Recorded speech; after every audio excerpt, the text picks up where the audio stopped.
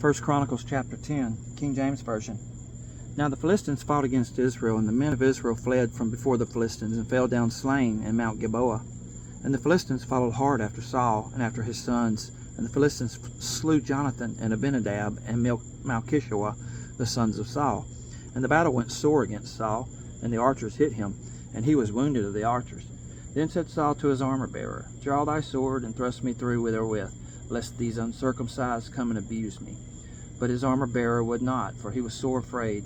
So Saul took a sword and fell upon it. And when his armor-bearer saw that Saul was dead, he fell likewise on the sword and died. So Saul died, and his 3 sons, and all his house died together.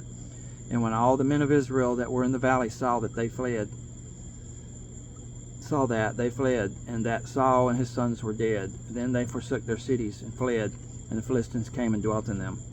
And it came to pass on the morrow, when the Philistines came to strip the slain, that they found Saul and his sons fallen in Mount Gilboa. And when they had stripped him, they took his head and his armor, and sent into the land of the Philistines round about, to carry tidings unto their idols and to the people. And they put his armor in the house of their gods, and fastened his head in the temple of Dagon. And when all Jabesh Gilead heard all that the Philistines had done to Saul, they arose, all the valiant men, and took away the body of Saul and the bodies of his sons, and brought them to Jabesh, and buried their bones under the oak of Jabesh, and fasted 7 days.